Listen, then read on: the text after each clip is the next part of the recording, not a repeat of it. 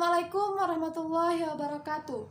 Perkenalkan, nama saya Nepera Ilsa Saptia, mahasiswi Poltekkes Kemenkes Jambi, jurusan D4 Promosi Kesehatan. Video ini saya buat untuk memenuhi tugas mata kuliah Pendidikan Budaya Anti Korupsi dan tidak bermaksud untuk menyinggung pihak-pihak manapun. Korupsi. Korupsi adalah tindakan penyalahgunaan jabatan resmi untuk kepentingan pribadi. Semua bentuk pemerintah atau pemerintahan rentan korupsi dalam praktiknya. Beratnya korupsi berbeda-beda, dari yang paling ringan dalam bentuk penggunaan pengaruh dan juga dukungan untuk memberi dan menerima pertolongan. Korupsi ini sangat merugikan masyarakat.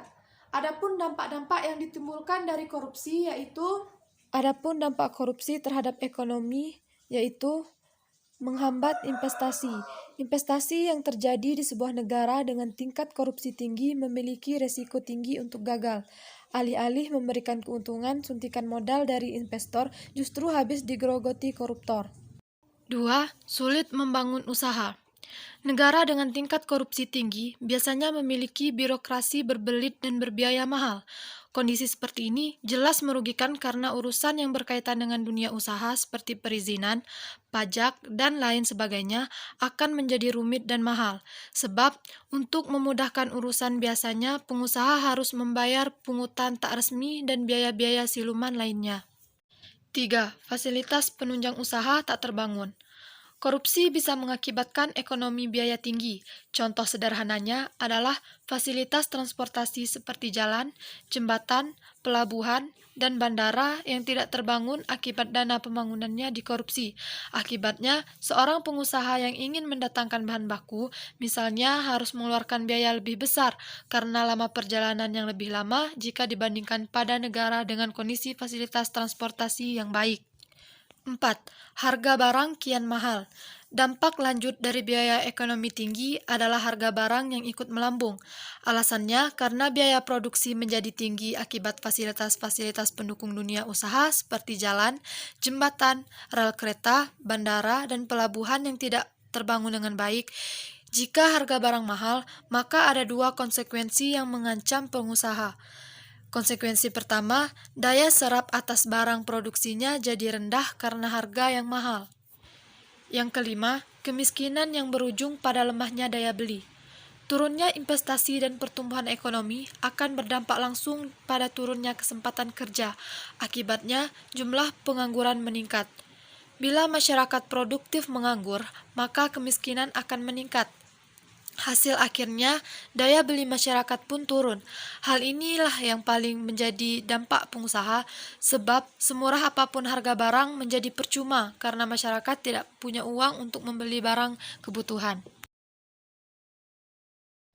Berikut ini 5 hal untuk mencegah korupsi yang dimulai dari diri sendiri, yaitu yang pertama, takut kepada Tuhan. Sebagai orang yang mencintai Tuhannya, tentu berbohong dan menipu tidak dibenarkan. Takutlah kepada Tuhan dikarenakan balasan atas perbuatan tersebut tidak hanya di dunia, namun juga di akhirat. Percayalah dan takutlah kepada Tuhan membuat seseorang lebih membatasi apapun yang dilakukan dan mengendalikan orang tersebut untuk tetap berjalan tetap di rel kebenaran yang ada. Yang kedua, fokus pada pekerjaan dan tanggung jawab kita. Fokus pada pekerjaan dan tanggung jawab kita juga membatasi seseorang untuk melakukan korupsi. Seseorang yang fokus dan menyadari hak dan kewajiban dan tanggung jawabnya, ia akan berusaha semaksimal mungkin untuk tidak mengambil sesuatu yang bukan haknya. Yang ketiga, memiliki gaya hidup sesuai penghasilan. Kebutuhan hidup tercukupi, namun gaya hidup belum tentu tercukupi. Gaya hidup tidak akan ada habisnya jika dituruti hawa nafsu. Mulai dari model rumah, makanan, fashion, aset, dan lain sebagainya. Memiliki gaya hidup sesuai kantong penghasilan akan mengendalikan pengeluaran yang berlebihan dari kantong kita. 4. Atur pemasukan dan pengeluaran. Jika pengeluaran dan pemasukan diatur, dicatat, dan dikendalikan, maka akan lebih baik lagi. Tidak ada pengeluaran berlebihan, over, dan bocor. Seseorang juga dapat melakukan evaluasi untuk kedepannya. Yang terakhir, sayangi negara kita.